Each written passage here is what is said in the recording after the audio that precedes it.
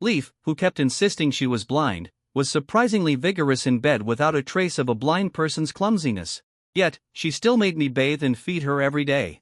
I kept telling myself I was imagining things until today when I caught her standing alone in the secret room on the 3rd floor. The walls inside were covered from top to bottom with secret photos of me taken from childhood all the way through adulthood.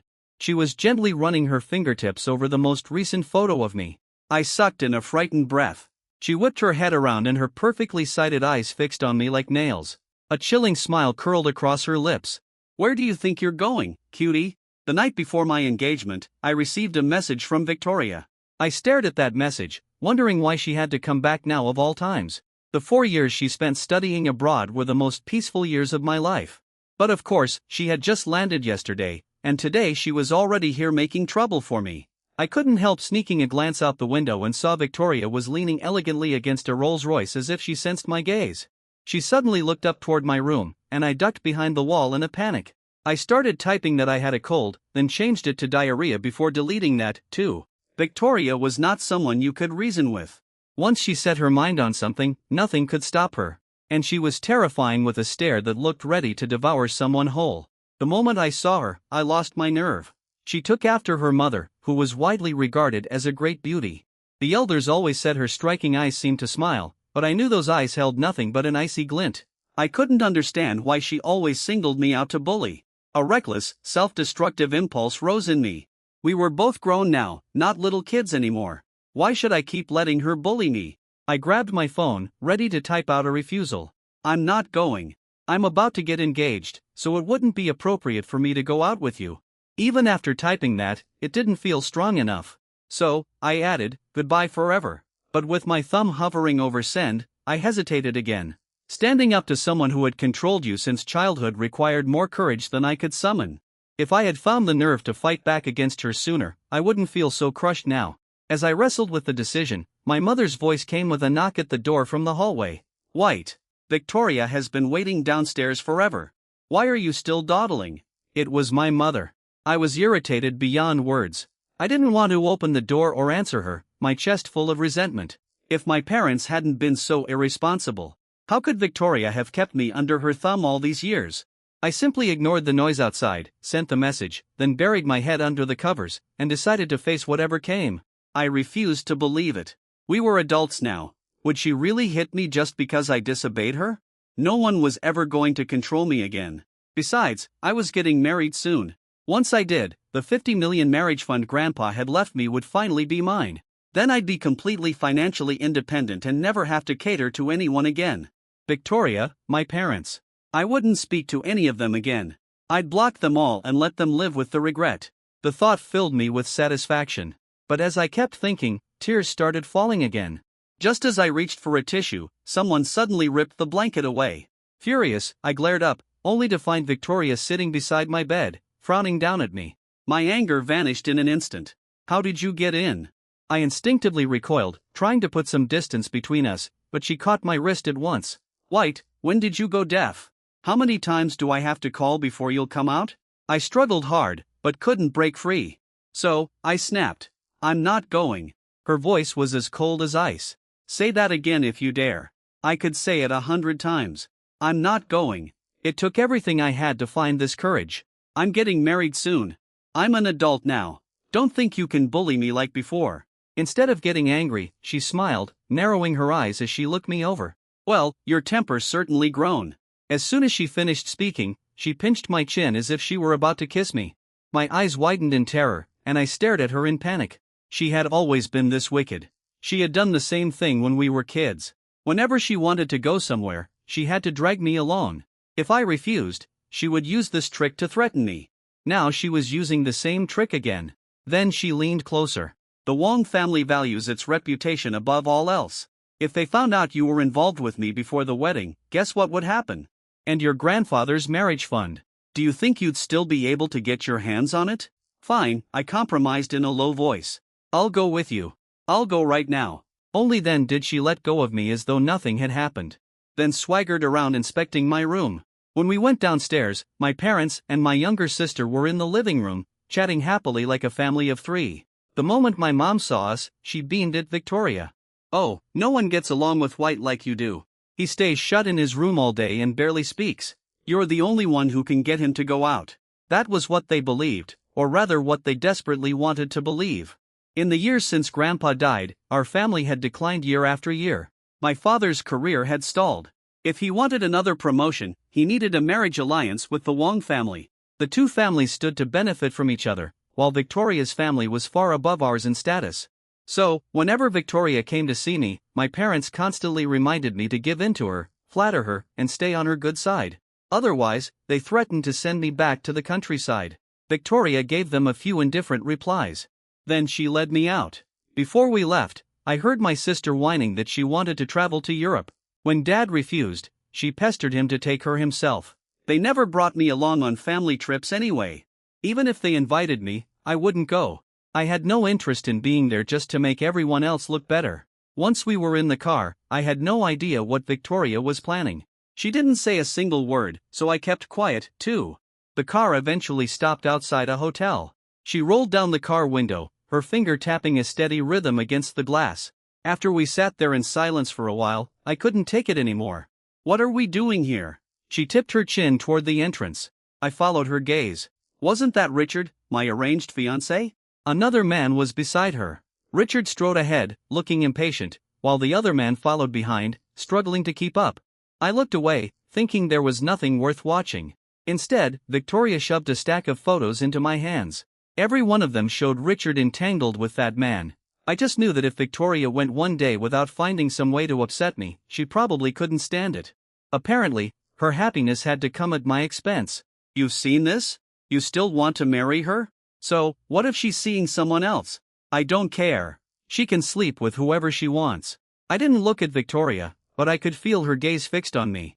Victoria's presence was overwhelming. The pressure made it impossible to meet her eyes.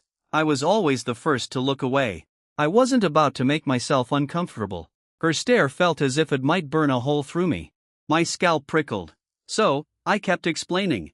All I want is Grandpa's marriage fund. Then I'll move out. Nothing else matters. Then why does it have to be her? She pressed. I didn't choose her. My parents did. They brought me into this world and raised me. If I obeyed them and went through with the marriage, I'd consider my debt to them repaid. After that, I'd never return to that house. I'd find somewhere to disappear where no one could bother me. After hearing me out, she took a deep breath, then started the car and drove off without a word. Halfway there, she suddenly said as if it were nothing, "Why don't you marry me instead? I have to marry eventually, and I promise I won't fool around." Of course, she wouldn't. Bullying me was her entire source of entertainment. Only while she was away at college abroad, too busy to bother me, had I escaped her control. If I married her, I'd be walking straight into a trap. And if I moved into her home, I'd have to live on edge every day. No way. I believed I'd meet someone I truly loved one day. As for Richard, she was free to see whoever she wanted. I'd find a chance to divorce her later. I answered, "You're way out of my league." I was sure Victoria was only teasing me. Whenever we were together before, she had dropped plenty of hints. Sometimes she would suddenly lean in close or try to take my hand, and I avoided every attempt. Our families might not have been equals, but we lived in the same residential compound and had known each other for years. Even she didn't dare push too far. I also knew that she had written me a love letter in high school. She hadn't signed it, but I knew it was from her. One day, on my way home from school, I was digging through my backpack for KFC money. When I pulled out the letter, I skimmed it, tore it to pieces, and tossed it into a trash can by the road. At the time, her car was trailing not far behind. After that, she ordered me around even more. Sometimes, beneath all that bossiness, I could sense a trace of bitter resentment. I both feared and hated her. But deep down, I hated the whole world, too. I never let that hatred show, but it was always there. I even imagined destroying everything. I had imagined setting a fire and burning down the home of the family I married into, but they were only fantasies. In reality, I was a coward through and through. Victoria seemed determined to keep me with her all day. After lunch, she dragged me off to play golf, then took me horseback riding. I had no energy for any of it. Her friends invited her to go street racing. I had always been terrified of racing, convinced something would go wrong, but she gave me no chance to refuse and forced me into the car. The racetrack was packed with glamorous women everywhere. I looked completely out of place. Victoria shoved me into the passenger seat. I tried to get out, but she used the same threat again. White, do you think I won't kiss you in front of all these people? I nearly cried. Please, can you at least drive slower? Then it wouldn't be racing. She looked completely fearless. I had no way out. The engine roared so loudly my ears hurt. I desperately grabbed anything within reach. The car launched forward, turning my stomach inside out. I swore I'd never go anywhere with Victoria again. As we tore through a sharp turn, she somehow still had the nerve to talk. She asked again, White, why don't you marry me instead? I was too terrified to answer. She had always loved pulling stunts like this. When I rode on the back of her bicycle, for example, she'd force me to swear I'd answer her calls instantly and reply to every message at once. If I stayed silent, she would threaten me. If you don't agree, we'll roll down this hill together. Sometimes I thought Victoria and I were cut from the same cloth deep down, both hiding an urge to destroy everything. The difference was I only fantasized about it. She actually did it. Before I could decide how to answer, the car spun out and slammed into the mountainside. Fortunately, we hit the mountain instead of the guardrail. Or we'd both have gone over the edge. Still in shock, I stared at her blood-covered face and asked in a trembling voice, "Were you trying to take me down with you?" She gave me an indifferent glance and asked, "What do you think?" An ambulance took us to the hospital. I escaped with a mild concussion, but she was rushed straight into the ICU. Over the next few days, visitors streamed in and out of my room. Richard came too, pretending to be devoted to me, but I knew she had a younger lover on the side. She reached for my hand. It felt dirty to me, so I instinctively pulled away. Luckily, I'd never cared for her anyway. We barely knew each other. Once everyone else had left, she finally said gently, "White, don't go racing with Victoria again. It's too dangerous. Look what happened to you. My parents would be heartbroken if they knew." I gave a quiet hum. She went back to peeling fruit. Then I said abruptly, "That day I saw you leave a hotel with another man." Her hands froze, but she forced herself to remain calm. "Oh, that was my ex-boyfriend. When our families began discussing the marriage, I'd already ended things with him completely. You didn't need to break up with him for me." At that, her face shifted to an expression of disbelief and gratitude. "White, you're so considerate," ignoring how moved she looked. I cut her off. "After we're married, we'll live separately. You don't mind, do you?" She frowned. "How could that work? My parents are waiting for a grandchild." She continued, "Don't worry. As long as you have a child, my family won't mistreat you. Every time my sister gives birth, the family rewards her with 8 figures. Hearing that, I frowned, too. If she refused to live separately, I didn't want the marriage. But if I backed out, I'd lose the money. The problem tormented me for 2 full days until I had recovered enough to get out of bed and walk. Victoria woke up, but she had lost her sight.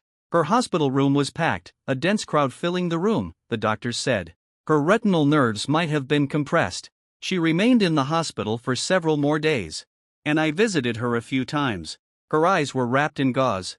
But strangely, whenever I approached, she recognized my footsteps immediately. Her parents could barely stand to look at me, glaring every time they saw me, convinced the accident was my fault.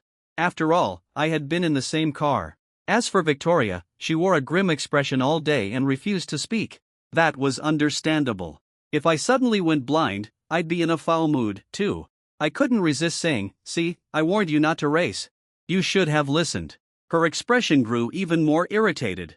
She snapped, "White, do you think that because I can't move around right now, you can stand there and gloat?" I leaned down, studying the gauze over her eyes. My gaze traveled lower to her bruised nose and thin red lips.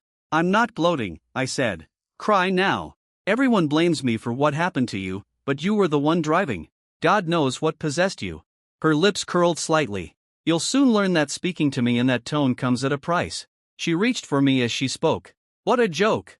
I couldn't beat her when she was healthy. Now that she was half crippled, there was no way I'd let her catch me.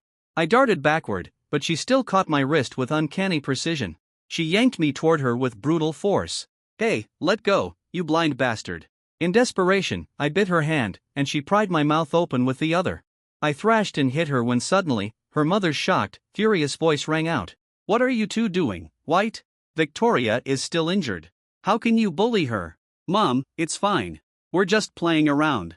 Victoria said it as casually as could be while my face burned with embarrassment.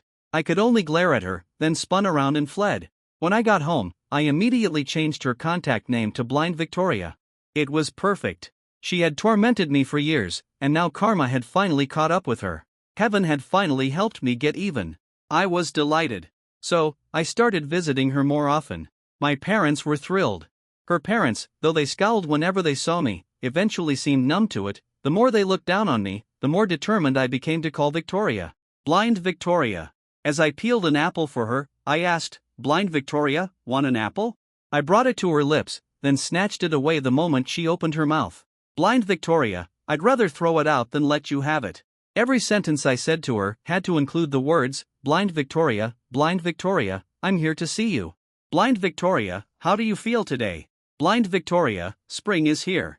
Too bad you can't see any of it. Blind Victoria, hit me if you have the nerve. I'm standing right in front of you. Blind Victoria, are you mad? You used to be so tough. Come teach me a lesson now. Sometimes I knew I was being cruel. She couldn't see, yet I kept rubbing salt in the wound. Still, I didn't want to stop. If I were the blind one, she'd have tormented me twice as badly. After Victoria was discharged, I stopped visiting her house as often. Honestly, I was afraid of her family. The day before my engagement to Richard, Victoria showed up at my house with her parents. I didn't dare act out in front of them, so I politely asked Victoria, "Are you feeling any better?" She smiled at me and I rolled my eyes inwardly while her parents chatted with mine. I was about to slip upstairs, but Victoria took me by the hand and said she was taking me for a walk. Victoria moved slowly, tapping her cane against the floor to feel her way. But I wanted to make things difficult for her and let her experience how helpless and alone blindness felt. So I led her toward the stairs. We had barely reached the stairwell. When we overheard their conversation, it was terrifyingly straightforward. Her mother said that now Victoria was blind. White bore some responsibility. Her father added that they weren't trying to assign blame, but Victoria needed someone to care for her, and she was old enough to marry. Her mother said Victoria and White had grown up together, and the engagement with the Wong family hadn't been made public. So, why not let White marry Victoria instead? After all, if they hadn't gone racing together, the accident wouldn't have happened. I stared at them in horror. My parents were grinning from ear to ear. They probably thought they'd latched on to a powerful family. I wanted to melt straight into the wall. Victoria, however, turned her head toward me. A smile tugging at her lips and whispered in my ear, "Surprise." A chill raced down my spine, but the panic lasted only a second. I hadn't wanted to marry Richard anyway. Victoria might have bullied me constantly, but now she was blind. From now on, it would be my turn to bully her. Besides, my parents would never give me another choice. And just like that, it was decided. We even skipped the engagement ceremony and scheduled a wedding for a month later. The next day, we registered our marriage. On the third day, Grandpa's marriage fund was transferred entirely into my name. It included cash, real estate, and storefronts. I was ecstatic. I immediately moved into one of the houses Grandpa had left me. My parents watched with deep frowns. Mom said, "How have we ever wronged you? You're about to get married, yet you're rushing to move out now. What will people think of our family?" Dad called sons ungrateful wolves who could never be raised right and accused me of never thinking about the family. "Do you really despise me that much?" My sister added, "White, why do you have to upset Mom and Dad?" I didn't react at all. I simply watched the movers carry out my belongings until not a single item remained. Victoria wasn't happy about my move either. She asked, "Why didn't you move straight into my place?" My parents prepared a home for us, just for the two of us, so we wouldn't have to live with them because I never wanted to live as a guest under someone else's roof again. When I was little, my parents desperately wanted a sweet little daughter. When I was born a boy, they sent me to relatives in the countryside. Every day, I either worked in the fields or ate their leftovers. Back then, I hated noodles because the bowls barely had any seasoning and tasted awful. Once my relatives gave me a bowl of noodles. I couldn't force down. They said food couldn't be wasted and made me eat from the same bowl at every meal. It took me 3 days to finish it. It wasn't until I started middle school that they brought me home. My sister was 5 years younger than me. After I returned, she thought I had come back to steal our parents from her. So, she hit me every day. Whenever our parents appeared, she'd burst into tears. I endured it in silence for a while until I realized my parents wouldn't love me more just because I suffered quietly. So whenever my sister hit me, I slapped her back as hard as I could. The worst time I remember, one slap from me sent her tumbling down the stairs. I thought I'd be frightened, but Dad slapped me twice and made my nose bleed. Mom joined in and kept hitting me. Yet, I felt strangely calm. I even ran away for 2 days until they reluctantly went to the police station to bring me home. As I grew older, I came to understand. On one side was a son they hadn't raised. Gloomy and silent all day. On the other was a sweet-talking daughter raised at their side, the child they'd longed for.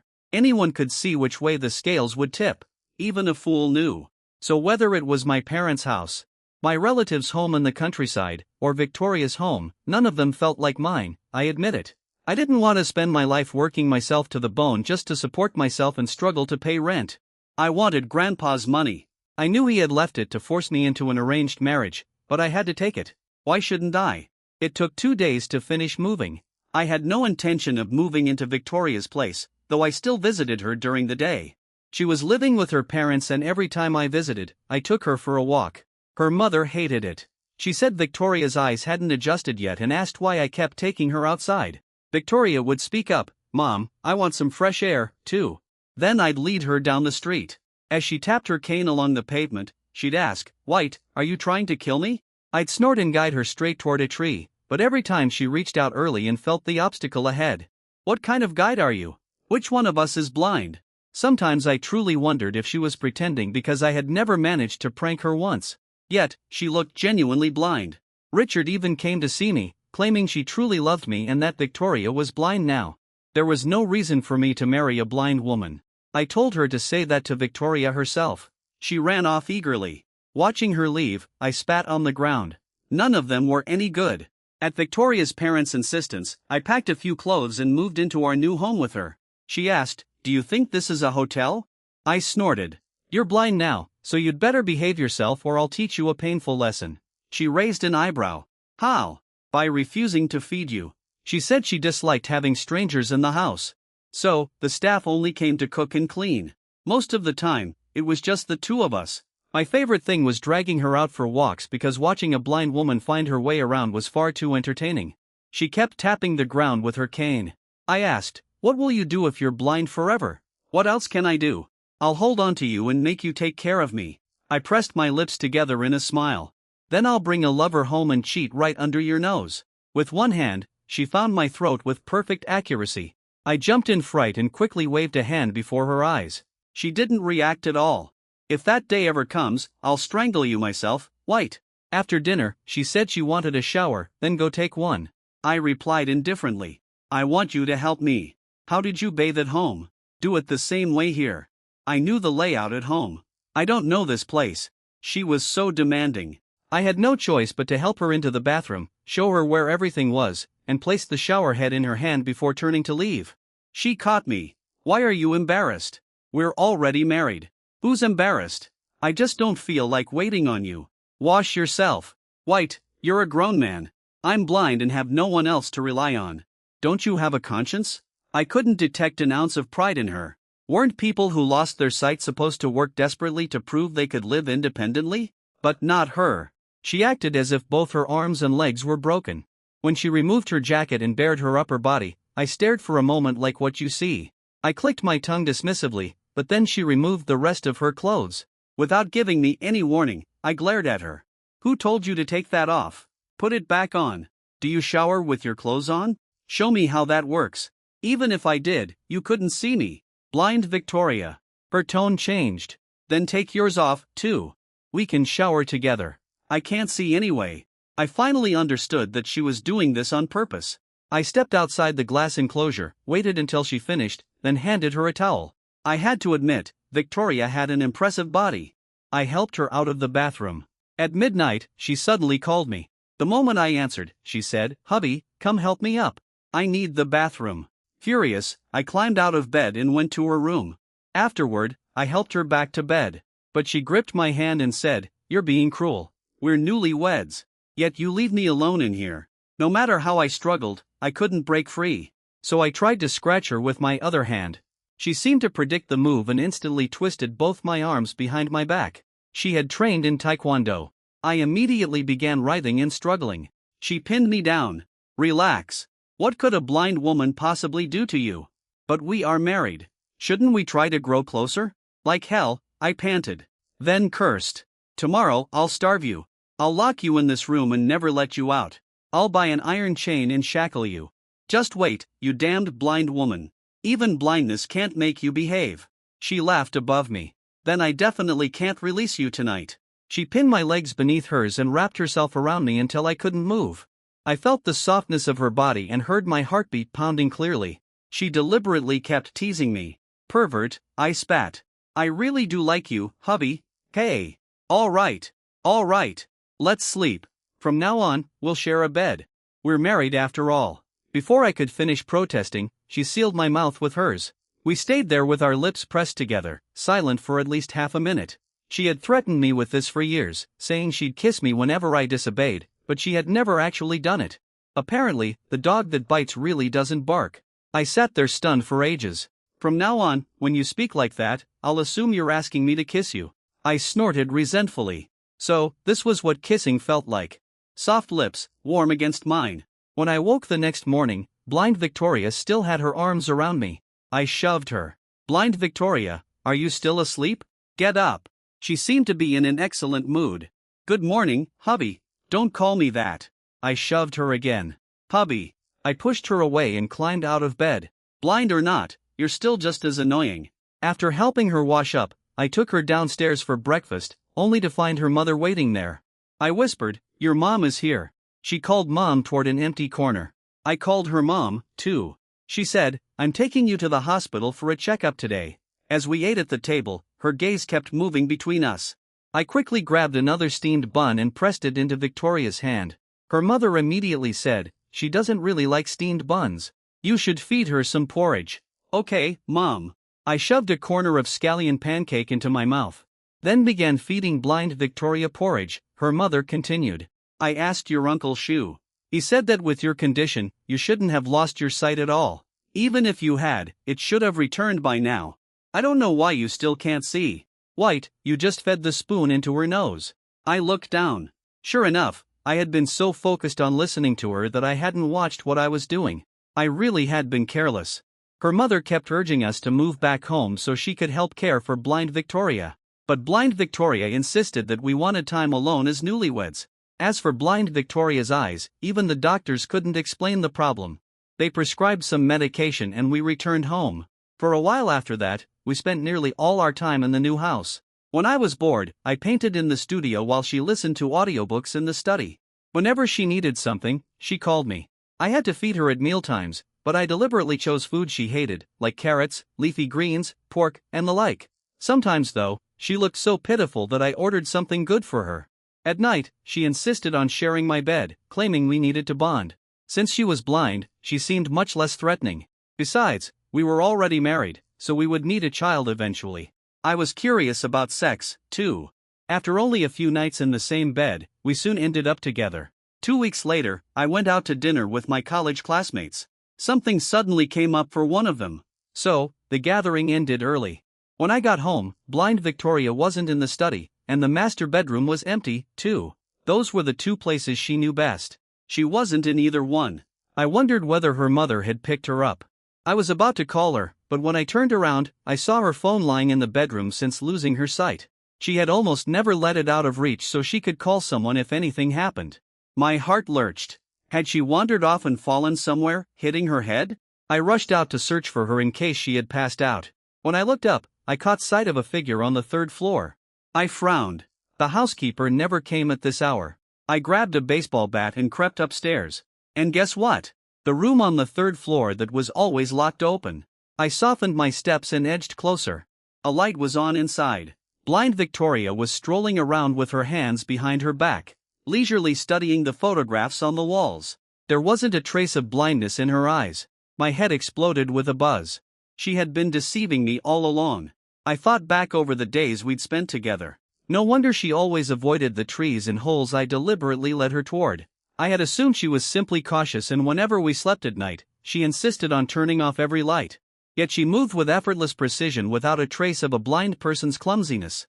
She was far too practiced. She had also loved making me feed her and bathe her.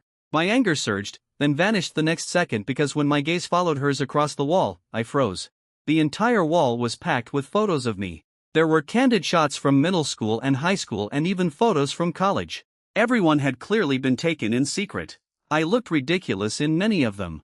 #********. I was too terrified to breathe. Could Victoria really be a lunatic? She had always annoyed me, forcing me into one pointless stunt after another and wasting endless hours of my life. But at least I had thought she was normal or only a little unhinged. Now, however, she looked completely deranged. Waves of cold ran down my back. God knew what sick fetish she might have. Maybe she was a homicidal maniac who made trophies from human skin or drilled holes into people's skulls to scoop out their brains and eat them. My legs shook uncontrollably. Just then, Victoria finished admiring an enormous photograph that seemed to have been taken recently. It showed me asleep. That was irrefutable proof. She had been faking it. Then she murmured softly, "Baby, you're finally mine." Only sheer willpower kept me from collapsing. Instead, I forced myself to turn around inch by inch and prepare to slip away. I didn't care where I went. I just had to get out first. My thoughts were a mess. I realized this was why Victoria refused to hire living staff or stay with her parents. We were alone in this house. If she ever lost patience and decided to kill me, there would be no one to hear me scream. The darkness inside her had never changed. She had pretended to be blind to lower my guard and lure me into her trap. She had used every trick imaginable. I slowed my movements, but before I could fully turn around, she whipped her head toward me. Our eyes met. Her gaze was dark and terrifying, though I caught her red-handed. Not a flicker of emotion crossed her face. I stopped breathing. Every muscle in my body locked. I watched her take one step after another toward me. Each step seemed to land on my pounding heart. My back pressed hard against the wall. A sighted Victoria was still terrifying enough to paralyze me. I couldn't outrun her and I couldn't beat her. I watched her wearily. She merely said, "I just realized I can see again." She stared straight at me. I swallowed hard and nodded, showing that I had heard.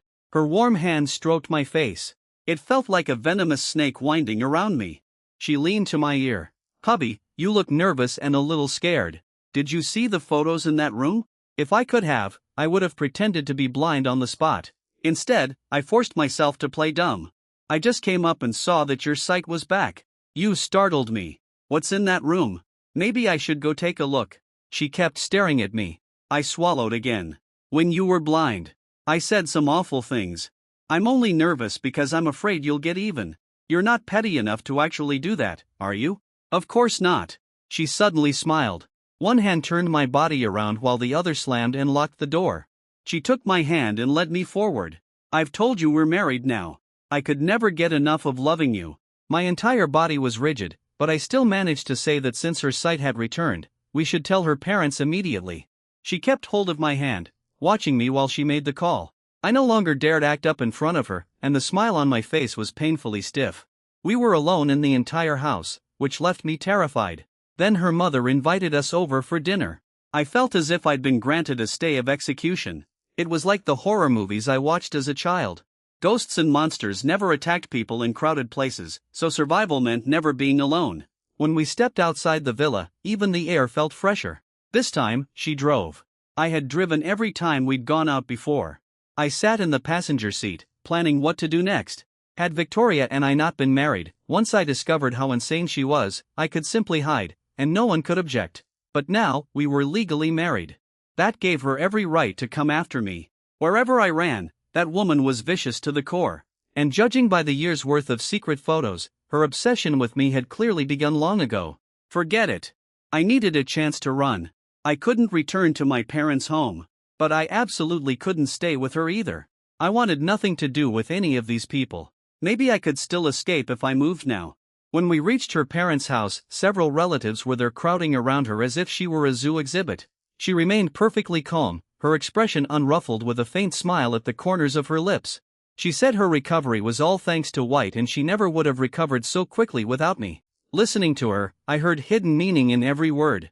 Everyone assumed I had cared for her wonderfully, but only I knew the truth. She had recovered because I caught her. She could no longer keep pretending. After dinner, she said, "Hubby, let's go home." My heart tightened. "You only just recovered. Why don't we stay at your parents' house tonight?" Her mother was delighted. "Yes. When you two don't stay here, the house feels so empty. And if Victoria gets pregnant, I can help care for her." The mention of pregnancy reminded me. We hadn't been using protection lately. I had assumed that since Victoria was blind, she couldn't pull any elaborate tricks, so if we had a child, so be it. But now that I knew how disturbed she was, I deeply regretted not using contraception. After dinner, I lingered in the living room and refused to go upstairs. Once everyone else had left, she raised an eyebrow at me. Since when do you enjoy melodrama so much since just now? I kept my eyes glued to the ridiculous drama on TV and replied without looking back. Go to bed first. I'll come up later. She stayed and watched with me. We sat there from 9 at night until 2 o'clock in the morning, ending with a horror movie. That frightened me even more. She was remarkably patient, sitting beside me and waiting. Eventually, even she couldn't stay awake, so she got up and returned to her room. I stared nervously at the doorway. It was too late to run now, and as she caught me, she'd only drag me back. I decided to spend the night on the couch and escape after she left for work the next day. I fell asleep soon after lying down. Through the haze, I felt her wrap a blanket around me and reach as though to hold me. I jolted awake. What are you doing? What do you think? I'm covering you. Do you still want to watch the movie? I immediately sat up and forced my heavy eyes to stay on the TV. My whole body felt rigid. I told myself she wouldn't dare do anything here. Not in her parents' house. With that thought, I soon fell asleep again. When I woke the next morning, I was lying in a bed in Victoria's room, but she was gone. I quickly locked the door from inside and searched her room, looking for anything suspicious. I found nothing. That woman hid her secrets frighteningly well. When I went downstairs, her mother was unusually warm toward me, asking over and over how I had slept, and thanking me for taking care of Victoria. I cautiously asked, "Has Victoria ever seen a psychiatrist?" Her mother stared at me in confusion. Then her expression chilled. "She's not sick. Why would she need one? You're married now. You need to speak more maturely, instead of constantly teasing and fighting with her." Clearly, I wouldn't learn anything from her mother. I asked where Victoria had gone. She said Victoria was out with friends. Victoria had also said we shouldn't return to work until after the wedding and that we'd take a honeymoon afterward. The thought alone terrified me. I made an excuse and slipped out of her parents' house, then returned to my own place. I pulled out a suitcase and stuffed in all my documents along with a few clothes, then called a car and headed straight for the airport. I bought the first ticket I found heading south. After landing, I planned to take a cab to some tourist town and stay there for a few months. Fortunately, my regular job was creating illustrations online, so I could work from anywhere. I would probably lose my marriage fund, but staying alive mattered more. I hurried downstairs after booking a car on my phone. The moment I opened the door, I found Victoria leaning against the courtyard wall, smiling at me. "Hubby, all packed. Where are you going?" I froze. A second later, I tried to slam the door, but she was much faster. She braced it with one hand and forced her way inside. Holding my phone behind my back, I secretly dialed 911 and asked, "What are you doing?" "Shouldn't I be asking you that?" "Packing a suitcase and buying a plane ticket. Don't tell me you plan to disappear before our wedding." For a moment, I couldn't decide whether to demand how she knew about the ticket or lie and deny buying one. She stared me down, snatched the phone from my hand, and ended the 911 call. I was terrified. "Victoria, let's sort this through. We grew up together after all." My voice was already breaking. She looked at me and said seriously, "Then come home with me now." She picked up my suitcase and dragged me back to her place. On the way, I stared out the window. "Why don't we live with your parents instead? You're their only daughter. They must be lonely without you." She glanced at me. "We'll move back after we have a child if that's what you want." I groaned inwardly. She still wanted a child with me. Maybe she hadn't planned to kill me, but who could predict a lunatic's state of mind? "Back home," she asked, "you won't run again, will you?" I forced myself to stay calm. "Of course not. Why would I run? There's nothing wrong with me." Inside, however, I was terrified. Because she stopped going out, too, and kept me home trying to make a baby. I didn't dare aggravate her unstable state. While she was showering, I slipped a sleeping pill into her milk. It was one I had bought for myself long ago. It had been sitting around for ages and I didn't even know whether it had expired. When she came out, she glanced at me, picked up the glass, and drank it. Once she fell asleep, I hurried into her garage and took a car. This time, I brought nothing. Only when I reached the front gate did I discover that someone had locked the iron gates from outside. They definitely hadn't been locked when we returned. "Can't you behave yourself?" A dark voice came from behind me. I turned and saw Victoria again. She was frowning, her gaze dark and unfathomable. On that moonless, windy night, everything around us was silent and black. The fact that even sleeping pills couldn't knock her out made her more terrifying than ever. "Aren't you tired enough yet?" I only wanted to go for a drive." Without another word, she dragged me back inside and produced handcuffs and ankle shackles, fastening them directly onto me. My eyes widened in horror. She asked, You saw the photos in that room, didn't you? Baby, what? What room? What photos? Still pretending you don't know? My voice trembled. You're really in the mood for kinky games right now? Could you at least unlock my ankles first? Otherwise, this won't be very convenient. She ground her back teeth and dragged me toward the third floor. Everyone knew that once a villain dropped the disguise in a movie, the protagonist was about to be tortured. I immediately dug in my heels with all my strength, but she kept dragging me. I clung to her thigh. Honey, I was wrong. I'll never run again. I mean it. Please don't kill me. From now on, whatever you say goes. I swear. Why is my life so miserable? I escaped the wolf's den only to fall into the tiger's jaws. She crouched, smiled at me, and said, "What a coward. When I pretended to be blind, you were bold enough to walk all over me. Look at you now, terrified of dying." She still dragged me upstairs and shoved me into that room. The lights came on and the wall of photographs appeared before me again. The dense display nearly triggered my trypophobia, sending waves of prickling numbness across my scalp. I felt certain she'd eventually turn me into a specimen and hang me there. I asked hesitantly, "When did you become this twisted?" She laughed softly and pinched my cheek. "The day I met you." Leaning close, she murmured in my ear, "If you hadn't found this room, if you weren't always causing trouble and plotting to run, I wouldn't have to lock you up. Be good, baby. We've already registered our marriage and the wedding is almost here. Don't you think this is wrong?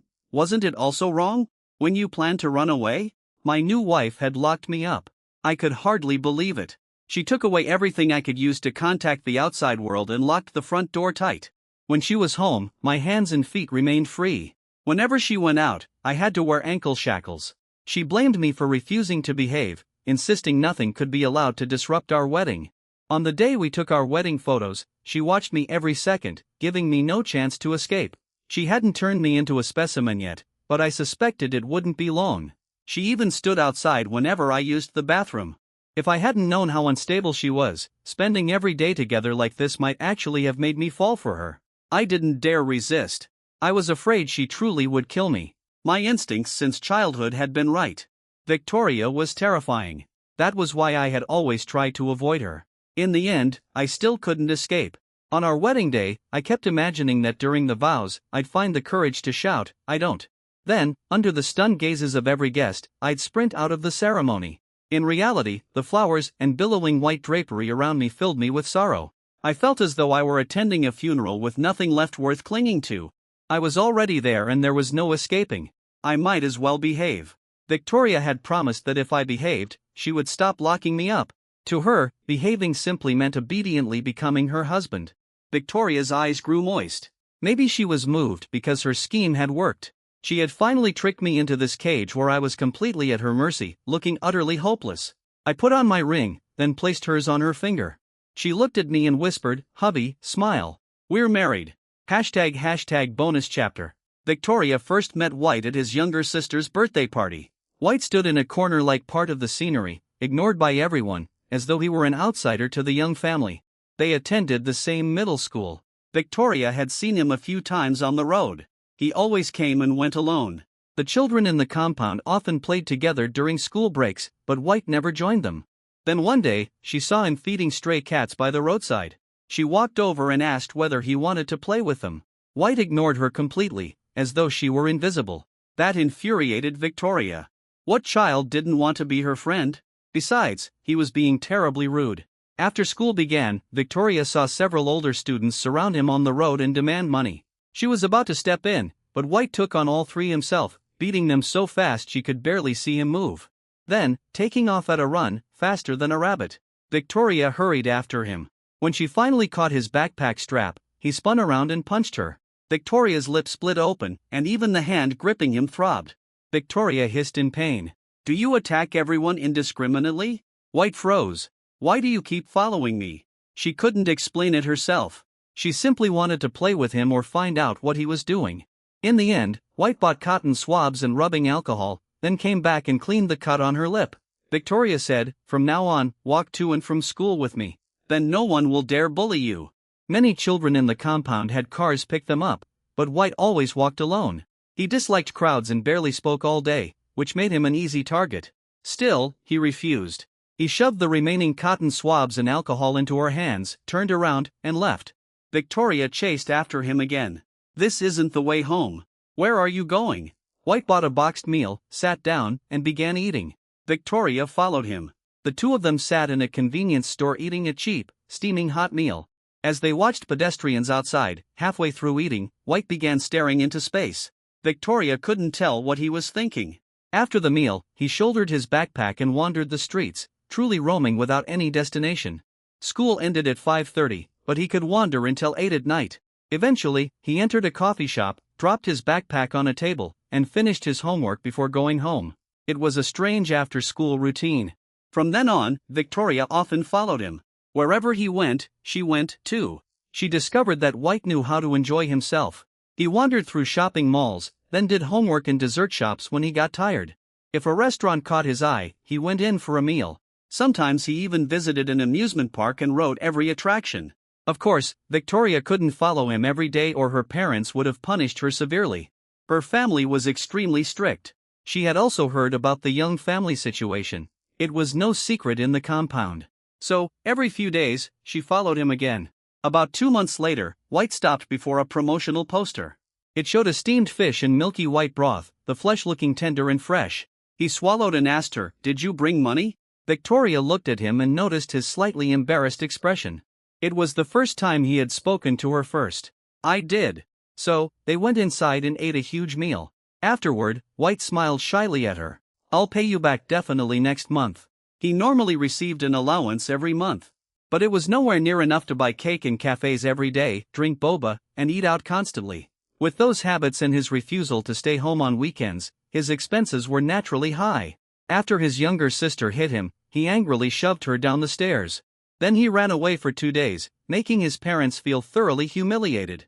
They decided he was cruel and cut off his allowance entirely. He could eat breakfast at home and lunch at school, but once classes ended, he refused to go home, preferring to wander the streets hungry. Victoria had money and often paid for him. White probably felt indebted after accepting her food, which was why he finally agreed to spend time with her. Through Victoria, White soon joined the circle of children in the compound. Most of the time, he still faded into the background, but at least he was part of the group.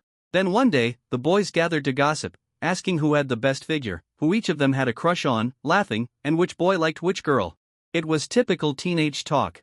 White listened from the side. Many of the boys said they liked Victoria because she was the prettiest.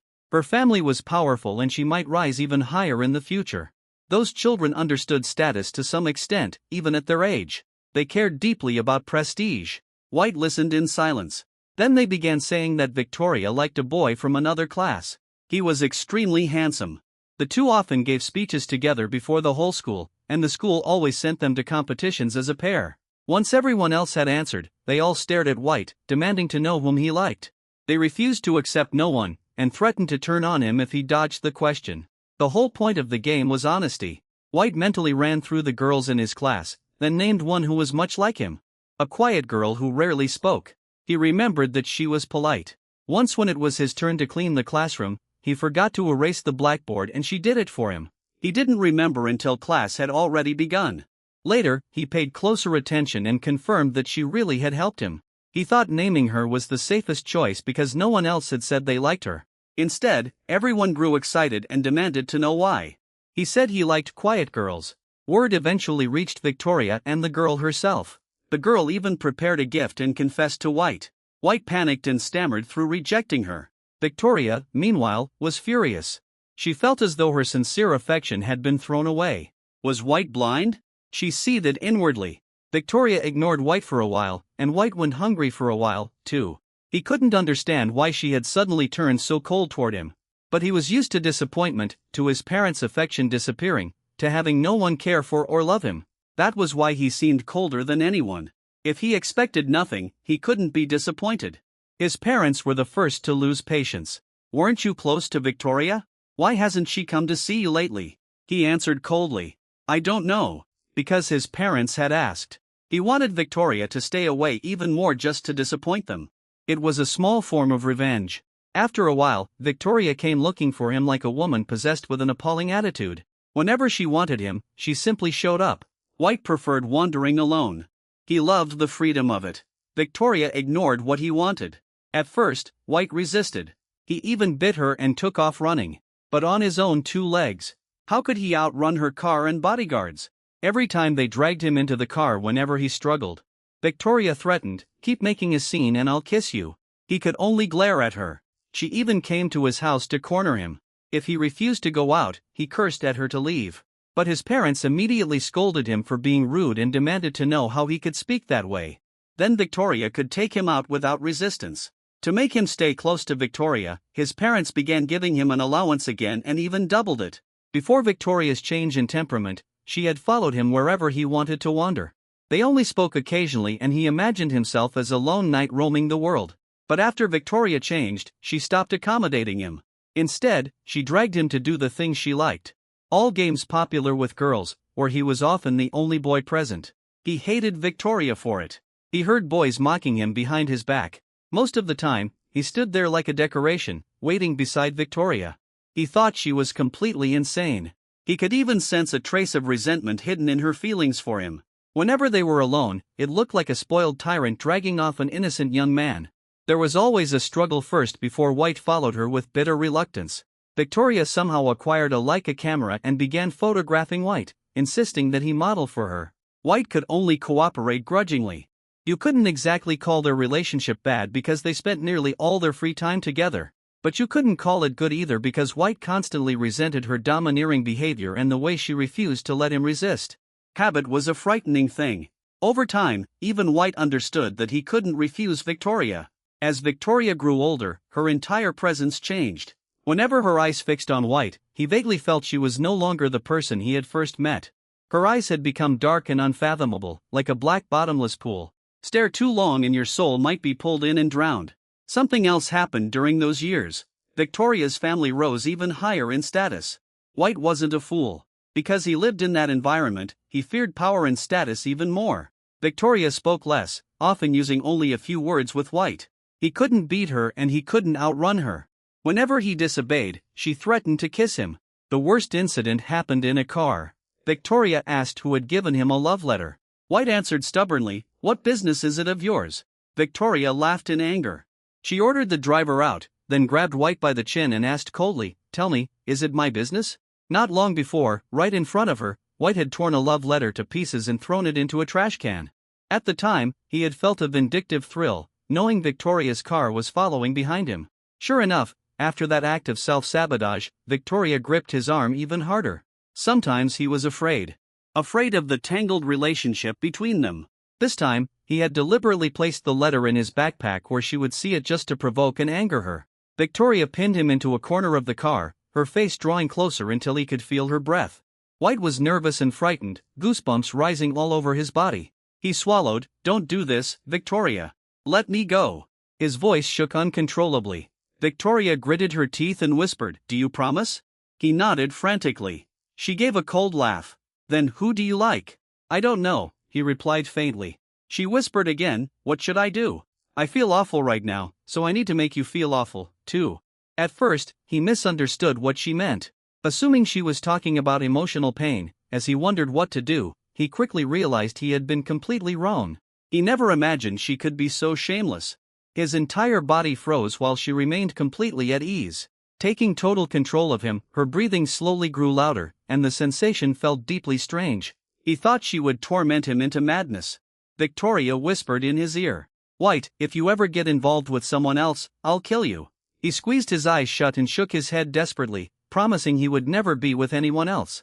After that incident, he became convinced Victoria was a lunatic and a pervert. There was another reason he could never beat her. He still had some sense of shame. While Victoria had abandoned hers completely, that made her practically invincible. How could she touch him there? He was baffled and terrified, afraid she might truly go even further. People were always especially afraid of the unknown. He even had a nightmare. In it, he had enraged Victoria. And she picked up a huge pair of scissors in the car and brought them down on him without mercy. He was terrified and cried nonstop in the dream, regretting everything so deeply. He felt sick. Why hadn't he listened to her? He thought that if he had obeyed, he wouldn't have met such a miserable end. Once they went to college, White's days under Victoria's control finally paused.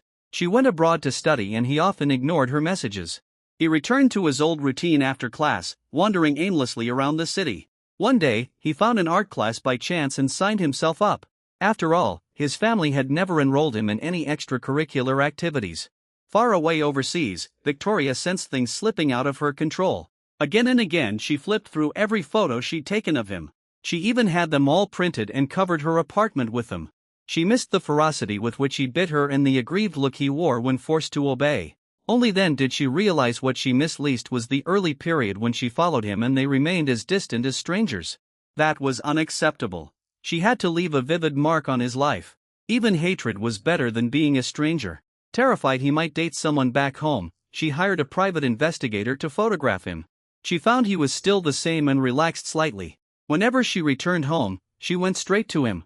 They maintained the same tense, combative relationship. She even took an entire room in a villa she owned and covered it with his photos. As she looked at the densely packed photographs, she wondered why they gave her such satisfaction. Perhaps it was a collection, as though every version of White at every age were a trophy she could gather and keep. Then she heard he was going to marry someone else. She knew begging would be useless. If she pleaded with him, he would only mock her even more. He wouldn't agree. He would make her suffer. She almost wanted to die with him. How could he be so heartless? They had grown up together.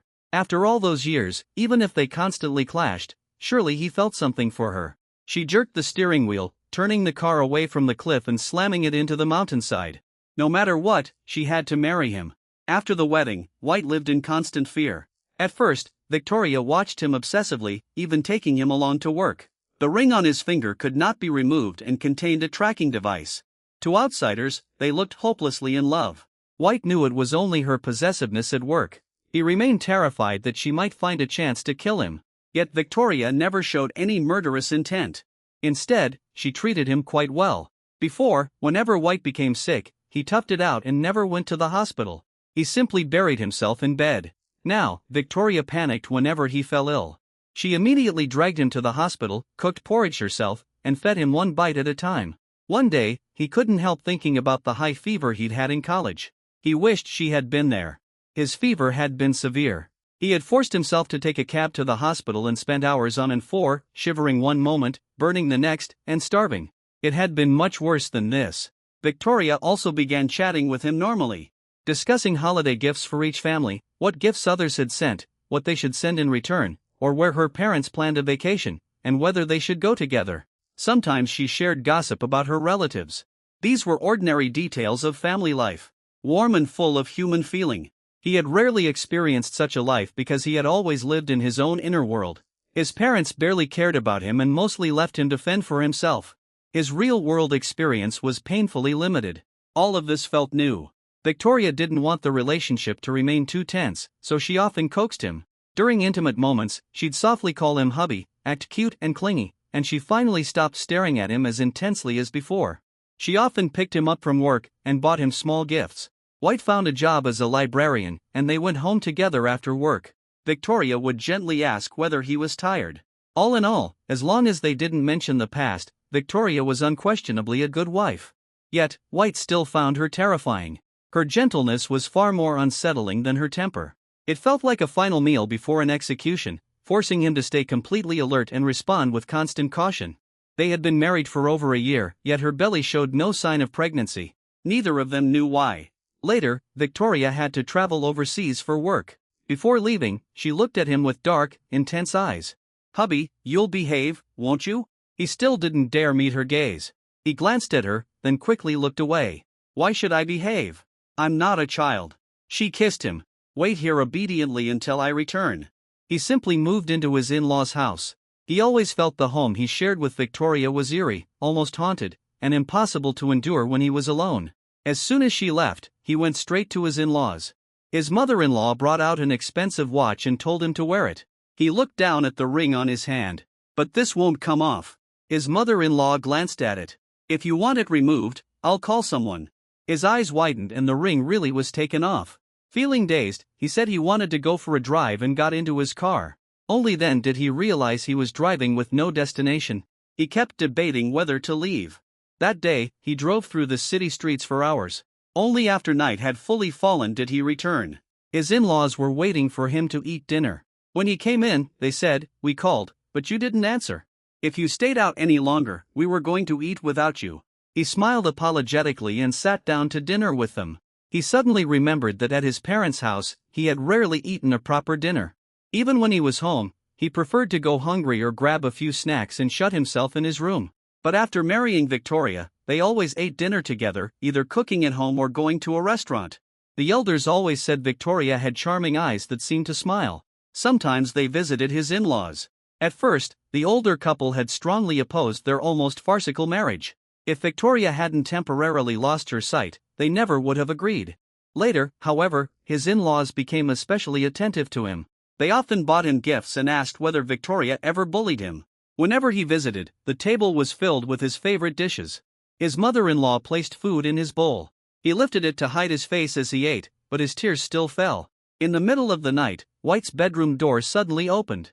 He jolted, thinking the house was haunted. But it was Victoria, dusty and exhausted from traveling.